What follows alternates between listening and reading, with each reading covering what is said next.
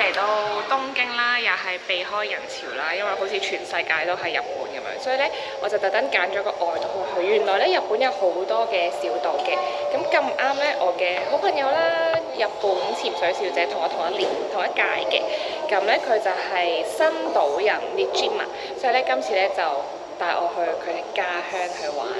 咁其實去呢個小島咧，咁就有3個方法嘅。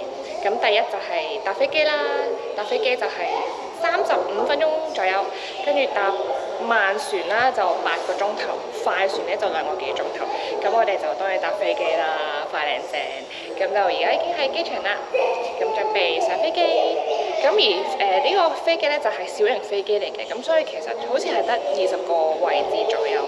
咁所以行李都好嚴謹嘅，每人免費咧只有5個 kg， 咁額外嘅咧就好似300 yen 1個 kg 左右等等咁樣，咁就準備出發。除咗副 Yuki 之外，等我隆重介紹呢一位特別少少嘉賓 Yosin， 係咪已經 feel 到我呢個旅程會非常歡樂呢？呢一張嘅單據呢，就係我哋嘅機票啦。個職員點跟人數，跟住好似一陣間會逐個嗌我哋嘅名，然後上飛機，好似返學咁啊！Let's go！ 哇！第一次喺日本搭小型飛機去小島啊，好興奮啊！係。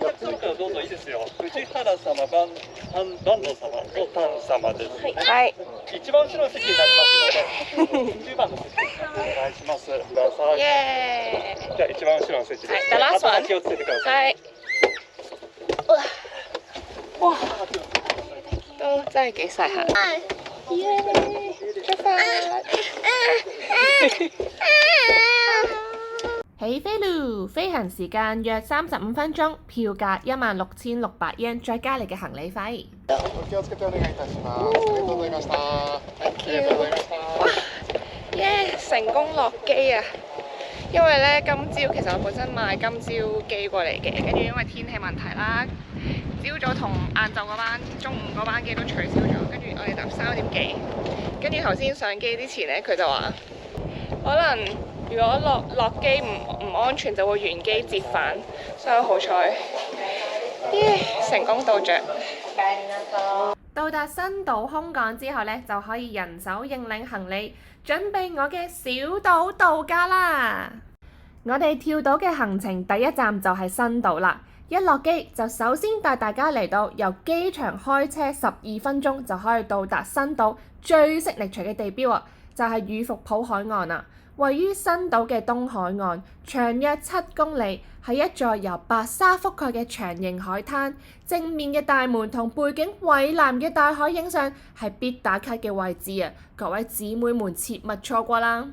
再帶大家去到新島村嘅最高處富士見卡展望台。顧名思義，天晴嘅時候呢，就可以睇到富士山啦，仲可以飽覽伊豆群島添。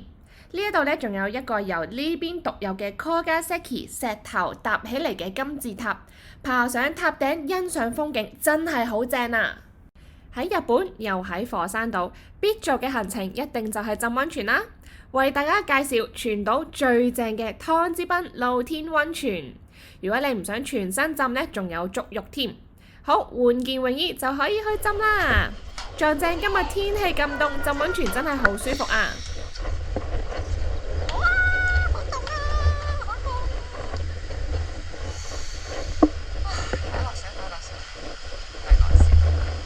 最正嘅係無料免費入場，24小時全天候，年終無憂，天氣好仲可以睇日落添，你話正唔正啊？最外邊呢個池呢，有啲凍，同埋有啲大風，不過為咗影靚相，忍一陣啦。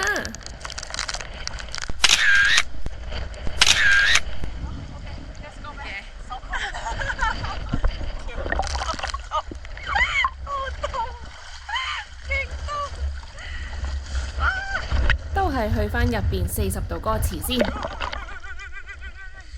嚟日本一定要參拜神社啦，再帶大家嚟到新島嘅13社神社。呢度因為供奉住13位神而得名嘅。而富 Yuki 亦都講咗一個好有趣嘅傳聞俾我知啊！佢話日本人相信呢，如果你見到竹林入邊嘅竹攣咗呢，就一定係有飛龍飛過嚟玩啊！咁所以呢度呢，一定係非常神聖嘅地方啊！而一般嘅神社參拜方法呢，就係喺神社嘅門前，即是鳥居前，面向本殿鞠躬一次嘅。而每一個神社門前都有御手洗，做法係先洗左手，再洗右手，再用左手接過水清洗一下嘴巴，再洗一次左手，最後呢將剩下嘅水流下來清洗個柄呢就 OK 啦。呢個係重點抹手，Island 嘅 special。咁話說咧，佢哋話條路咧中間係俾 God 行嘅，咁所以我哋咧就要行側跟，即係行邊邊嗰條路。每次經過鳥居或者門口咧，都要鞠躬一次嘅。神社入邊都有好多神物㗎，例如有天之御柱、地之御柱同埋雲之御柱。呢3條御柱咧，都係將宇宙之氣帶到地球。feel 到呢度嘅磁場咧，真係好正啊！覺得咧喺呢度咧許咩願咧都會成真啊！好，參拜完呢，再同大家講一個秘密。其實呢度旁邊呢，仲有一條秘密通道添啊！只有小島上面人先知㗎。富 Yuki 呢，就用小島人嘅方法，用樹枝撩走啲蜘蛛網嚟開路。因為平時呢都真係好少人入去嘅。一齊嚟跟我入去睇下入邊究竟有啲乜嘢呢？咁頭先前面嗰個就係一個叫做假嘅神社啦，咁我哋行到去深山嘅入邊呢個呢，就係真㗎啦，堅嘢，咁就係 because I want to protect the real God。有興趣嘅朋友，到時睇下你哋揾唔揾到呢條秘道啦。喺新島就算遇上天氣差、落大雨，都唔使擔心喎，亦都有唔同嘅活動可以做㗎。例如可以去新島玻璃藝術中心體驗 DIY 玻璃製品。呢一款綠色嘅玻璃呢，就係用當地嘅特別石頭，就係一開始我介紹展望台金字塔嘅嗰款石頭 Kogaseki 製作而成嘅，所以都算係特產啦。之前呢度呢，仲有可以製作玻璃嘅體驗，不過呢，因為疫情呢，就取消咗啦，所以呢，而家只能夠呢喺杯上面刻畫圖案。咁製作過程呢，都非常簡單嘅。有專人教導一次就可以開始自己製作㗎啦，送禮或者自用都非常特別啦。身為潛水小姐同埋美人魚大使呢，我就畫咗人魚尾巴、海豚同埋 Manta 啦，靚唔靚呢？了解一個地方最好就係去博物館認識當地歷史同埋發展過程㗎啦。呢度呢，最特別嘅呢，就係新島臭魚 Kusaya，係島上傳承300年嘅獨有烹調方法料理而成㗎，亦都係全世界頭10名臭嘅食物啊！我試完之後夜晚發夢都見到佢，都真係幾臭下。大家唔怕嘅可以挑戰一下。好，再帶大家嚟到新島親水公園。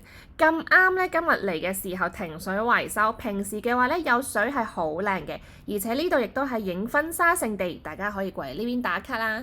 嚟到新島最後一個要介紹嘅景點啦，就係石山展望台，位於新島嘅西南邊，沿途會經過礦火石嘅採石場，遍地都係石頭啊，係名副其實嘅石山啊！如果你係租車嘅話呢，就可以直接揸車揸到上頂；冇車嘅話呢，亦都可以沿住登山步道，大約行90分鐘就可以抵達啦。喺呢一度呢，可以一覽無遺咁樣望到色根島，係我哋下一個跳島嘅地方，同埋神津島，仲可以同呢度嘅地標摩拗雕像打卡添。我哋今日跳島去仙堅呢色根島，咁就買船飛啦，啱啱。咁我哋就搭快艇過去。喺小島買船飛同埋機票呢，一般都係先用電話預約，出發前嘅10至15分鐘呢，再到票站俾錢同埋攞票，就可以成功上船啦。船亦都有室內同埋室外嘅位置嘅，雖然好大風，但係我想喺出邊睇風景啊。因為由新島去色根島呢，咁就搭快艇啦，全程呢就10分鐘嘅。咁佢一日有3班船嘅，朝頭早一班，中午一班，然後最後4點鐘一班。咁票價呢就係840 yen 往返。咁我哋今日呢就搭朝早一班過去啦，然後呢4點鐘我哋就翻嚟新島。哇！咁快就10分鐘，我哋落船。即日來回跳島之旅開始。咁喺小島其實移動得兩個方法嘅啫，揸車或者踩單車。咁我哋本身租過車嘅，跟住點知咧要揸車嗰個人咧唔記得咗帶佢嘅 driving license， 所以咧我哋咧就喺單車鋪，咁就踩單車環島啦，唯有。雖然極度突然，今日仲要着住裙添，不過好彩單車係電動嘅，咁都好啲。我哋到達我哋第一個展望台，啱啱踩咗條斜路，真係喘氣，超攰。再行幾分鐘樓梯上去就到達展望台啦。藍色嘅大海真係好靚啊！前面仲見到三澤島添。好，上返單車，我哋繼續向前啦，就會到達 Konokushi 公園，一個小小嘅公園，有千秋啦、小朋友遊樂設施等等，好適合帶小朋友嚟放電啦。旁邊仲有一條小小步道，可以睇到沿海嘅風景添。哇，勁多上斜啊！而家大頭領先帶緊佢哋過嚟。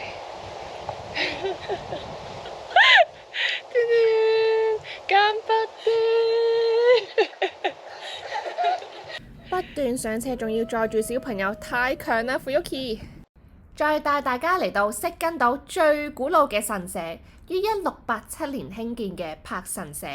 島上面嘅年度慶典都會喺呢度舉行㗎。呢邊小島有個好 special 嘅 culture， 就係平時我哋喺廟前面見到開洗手嘅，跟住喺前面塊布係我哋抹手㗎，好搞笑啊！等我哋睇下日本人參拜拜殿嘅正確示範啦。首先供奉菜前，再敲響鈴，鞠躬2次，擊掌2次，再次合掌，最後再鞠躬1次。祝大家心想事成。日本人話，如果你身體唔舒服想 recovery 咧，就可以摸佢你嘅部位，譬如我 shoulder 就得啦。跟住如果你腳想好返，就摸腳。大家有咩腰酸背痛都可以 try 啊！參拜完柏神社，再往海邊走呢，就可以到達色根島最富有人氣嘅沙灘柏海水浴場啦。最出名嘅呢，就係佢嘅白色沙灘同埋土耳其藍嘅海水啊！又係風平浪靜嘅海灘。淡季嘅時候，呢個海灘完全冇人啊，可以包場玩水。夏天呢，嚟呢邊呢，就可以落水玩，享受海水浴啦。我哋仲喺淺水區見到大隻嘅 nudie 添啊！呢個石係呢度同埋 Easter Island 先有，超輕。What is called again? Kogaseki。好，等我哋繼續。我哋已經完成咗半個島啦，真係少啲腳骨力都搞唔掂啊！哇，啱啱踩單車踩咗條好長嘅路，係咁上車，我大髀就嚟搞唔掂。同埋要行勁多樓梯呢個島，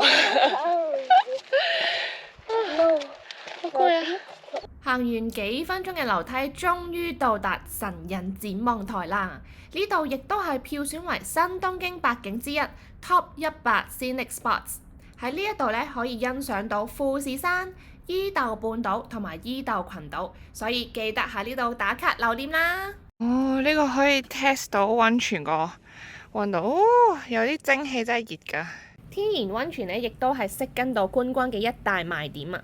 其中一個最特別嘅咧，就係位於粗獷岩地嘅潮池溫泉、地陀溫泉啦。富含鐵質嘅溫泉水對於神經痛、腸胃病等等都具有舒緩嘅功效㗎，所以又叫做內科之湯。要到達溫泉，先要行一大段樓梯落去。注意泉眼退潮嘅時候咧，嘅溫度高達80度，非常之熱啊！咁所以咧，要查好潮漲嘅時間，混入海水嘅溫度先啱啱好啊！所以而家咧，我就坐喺海邊呢個交界處浸下腳就算啦。Fuyuki 發現咗一個溫度唔錯嘅位置，過去試下先。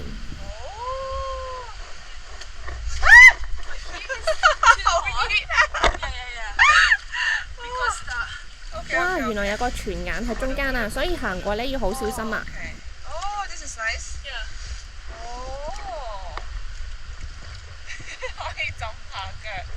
我哋準備由新島出發去第3個島啦，都係要先去買好船票，然後咧就可以去碼頭準備上船啦。我哋今日要去第3個島啦，大島，呢架船喺後邊。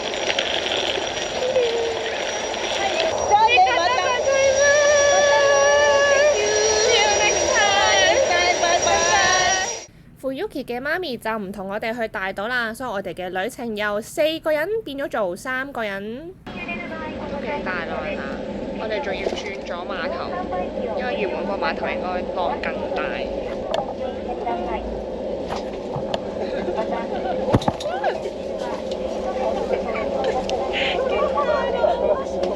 哇！浪真係誇張地超級大啊！但係呢，我喺呢1個鐘頭嘅船程入邊呢，居然都瞓得着啊！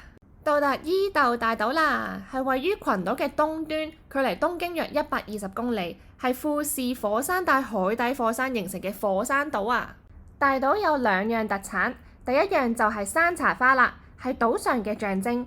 1月至4月都係賞花期，成個大島都會被染成粉紅色㗎。而第2樣呢，就係大島牛魚啦，趁上 shuttle bus 去酒店之前買杯牛奶雪糕食先。哇！牛奶味真係好濃郁，好好食啊！落船搭 shuttle bus 去酒店。我哋2個大人1個小朋友 book 咗一間榻榻米房間，有小客廳、浴室，仲有得浸溫泉添。好，收拾好呢，我哋就去長庚濱公園入邊嘅園丁濱之湯浸露天溫泉啦。哇！呢度仲可以見到富士山添啊！大島人真識嘆，每日浸住溫泉睇靚景，簡直係人生嘅一大樂事啊！而我哋揀咗黃昏呢個時間嚟，就係想等睇日落啦。你哋睇下金黃色嘅天空幾靚，完全沉醉喺呢個氣氛入邊，一啲都唔想走啊！浸完溫泉就返酒店食晚餐啊！哇！全部都係當地新鮮嘅海鮮啊，正啊！食飽飽返房嘅時候已經發現自動開床啦，我有蘇咪。瞓飽第2日我哋就去挑戰大島嘅活火山。我哋今日要去登火山口米哈拉亞馬，咁喺酒店隔離度有條步道，我哋就喺度行上山。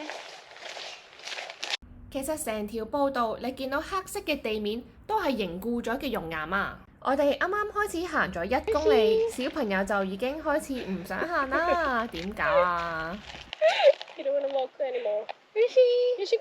三元山係伊豆大島嘅最高峰，標高758米，為複式盾狀火山，係世界3大流動性嘅火山啊！三元山呢亦都係一座活火山，非常之活躍。最有名嘅2次大規模噴發呢，就係喺1950年同埋1986年。最後喺1996年先開始開放登山咋。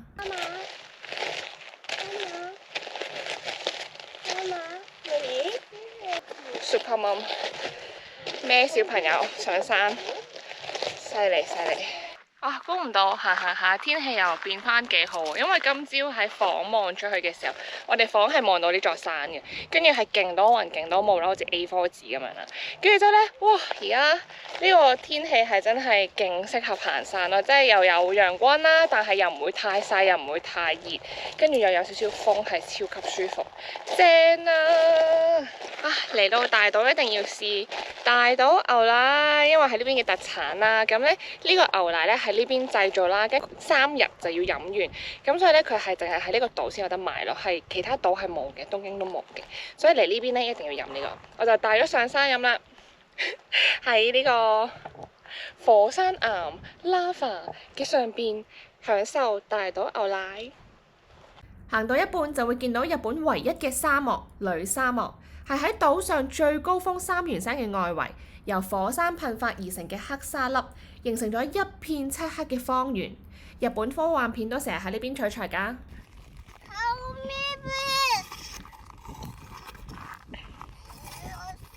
哇 ！You're so strong！ 哇！個 feel 勁正，同埋成個山頭都係我哋㗎。冇人過嚟呢邊，今日咁啱，哇正！哇，行到上嚟，我哋見到馬夫子喺嗰邊，大家睇唔睇到？都幾清楚咁我睇得。正常嘅步速咧，上山應該係1個鐘啦，跟住沿住火山口一個圈咧就1個鐘，咁再翻去，咁有2條路可以揀嘅，咁再睇下你翻去揀邊條路啦。好啦，因為我哋今次有小朋友啦，咁所以我哋用嘅時間係用咗 double 嘅時間。係啊，慢慢上山啦！哇，我哋差唔多行咗2個鐘，到嚟到頂啦！等個天空超近啦！終於到達樹坑狀嘅火山口啦，頂部直徑大概300米，深至200米。呢度曾經係自殺聖地，喺1933年有3位女同學嘅死同呢度有關。有興趣可以 Google 睇下。行完個大圈之後就到咗三元神社。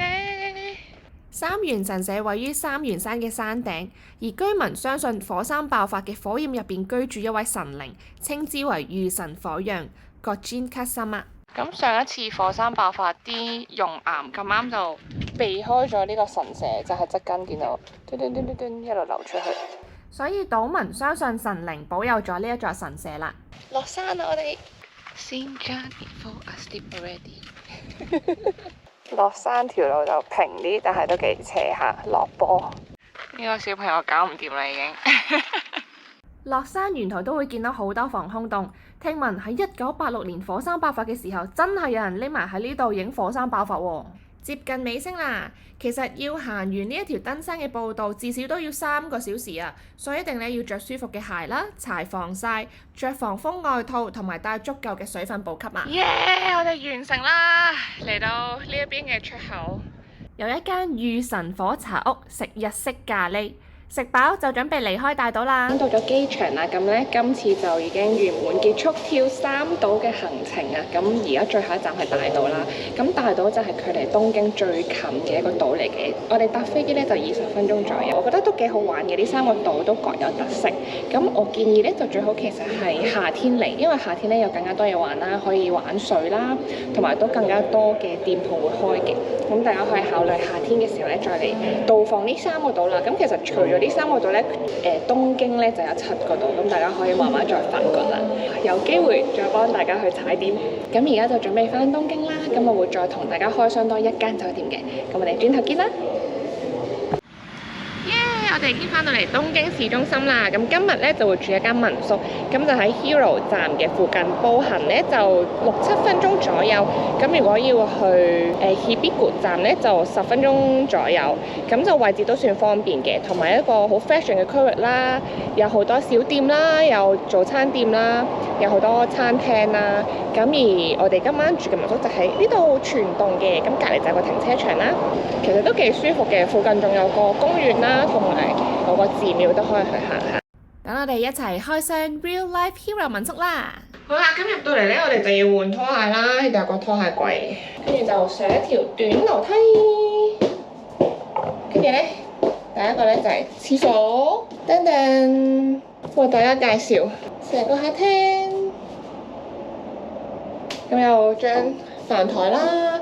其實夜晚係可以嗌朋友上嚟，即係食飯傾偈咁樣嘅，跟住都所有設備都一應俱全啊！有一個廚房仔啦，跟住所有杯杯碟碟啊、煲啊，要煮飯嘅設備都齊嘅。好，跟住書櫃，哇！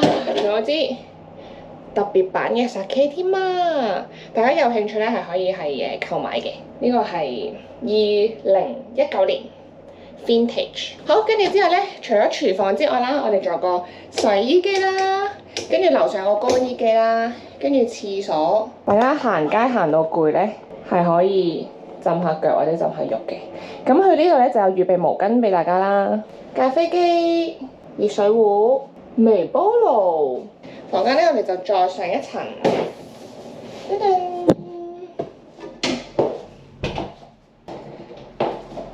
Welcome。嗱，有吸塵機啦，大家有需要可以吸下塵啦。如果住得耐嘅話，咁樣係咪舒服啲？好，跟住之後有一個超大嘅電視機啦，跟住咧佢係可以睇 Netflix 嘅。咁呢度撳個 Netflix 嗰個掣咧，就可以睇戲睇劇啦。有個都幾大嘅衣帽間，我覺得，即係民宿飯店嚟講，酒店嚟講，有燙斗啦、衣架啦，跟住有塊鏡啦。好啦，最後再同大家介紹一個非常之重要嘅環節，就係上網啦。旅行上網快咧，係真係非常之重要啊！因為大家都中意隨時隨地分享自己嘅旅行點滴啦，又或者係突然之間要上網揾地圖啊、揾店鋪啊等等，都要即刻快靚正噶嘛，上網嘅速度係咪先？咁所以咧，今次就為大家介紹呢一間。叮叮，好啦，第一個 product 就係電話卡。咁呢個咧係真 5G 啊，吃到飽嘅方案啦。咁就速度係超級快啦。咁就唔同其他坊間嘅吃到飽方案啦。其他可能就去到某一個位咧就會同你降速，但係佢咧就真係唔會嘅。我用咗12日啦，已經係超級正啦。咁佢嘅好處係咩咧？就係你可以提前將電話卡寄到屋企啦，或者去店鋪攞啦。節省咗好多嘅時間嘅，因為咧你去到你旅行嘅地方嘅時候，你就唔使再揾電話鋪頭啦，又唔使排隊啦，咁就可以上飛機之前咧安裝好個電話卡落喺個電話度，咁一落機咧咁就搞掂啦。而且咧用電話卡嘅好處咧就係唔使周圍揾 WiFi 啦。我有朋友試過咧係周圍連 WiFi， 咁跟住之後咧就俾人好容易 hack 咗入電話，就成個 Facebook account 冇咗啦。咁所以自己預備電話卡係，我覺得係都幾重要嚇。好啦，第二個 product 就係 WiFi 機。其實如果同朋友一齊去旅行咧，我都幾中意用 WiFi 機嘅，因為佢可以 share 一部機就可以 share 幾個人用啦。而且咧佢呢一部機咧嘅特別之處咧就係你可以買斷呢一部機。咁然後你拎住呢一部機咧，就可以一機通行全球啊！你只要去邊一個國家之前咧，上網買咗佢個網絡嗰個方案，咁咧你拎住呢部機咧就可以到處去旅行啦。即使你係連續去幾個國家，去完日本，再去泰國，再去香港，再翻台灣都冇問題。咁當然除咗買斷之外，亦都可以租呢部機啦。所以我覺得呢兩樣嘢都非常之好啦。咁而且仲有第三個方法咧，就係亦都提供有 eSIM 嘅。咁所以詳情咧就可以去佢哋嘅網址去睇啦。咁今次我嘅日本之旅就圓滿結束啦。如果大家中意嘅話咧，我呢個小眾嘅旅行路線啦，就避開所有嘅人潮啦。咁大家記得 like、share、comment 同埋 subscribe 我嘅 YouTube channel 啦。咁我哋下一集再見啦，拜拜！如果大家嚟緊會過嚟呢邊玩，記得 mark 低我去嘅地方啊！最後記得 like、share、comment 同埋 subscribe 我嘅 YouTube channel。多謝大家嘅支持，下一集再見，拜拜！